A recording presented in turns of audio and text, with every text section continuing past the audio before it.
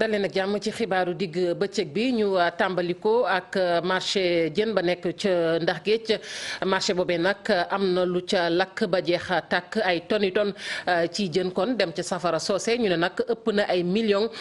di dem jaaykat yooyu rawatina ak soxna yi nekk kon ca Guet Ndar ña ngay sàkku rek ci waay defal yàlla yi ñu jàppale leen bu baax a baax ndax la ñu daan am kas néew daal dinay dem ca safara soose ñu teewlu seen i kàddu ak Ousseynou Diop Habib Seck ci caméra bi.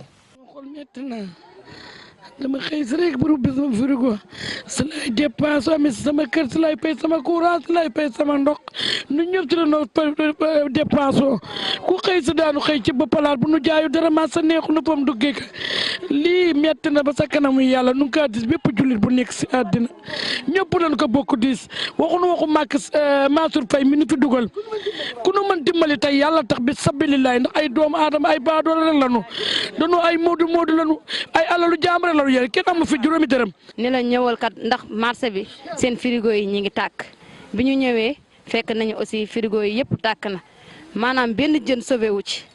te kenn ku si nekk muy man ak sama morom kenn ku si nekk li nga investir si frigo yi ëpp na valeur ay 700 000 du dem li fi nekk li fi yàqu ëpp na ay millions kon nag ñun dañuy sant yàlla rek waaye metti na ndax ñun ay jigéen kese lañu ay xale lañu ay mag lañu kenn ku si nekk da ngay wàcc sa lal ay 4 heures du matin bàyyi sa yaay ñii bàyyi seen jëkkër ñii bàyyi seen njaboot ngir ak ñëw daan suñu doole ndax bëgguñu ku ñu yàq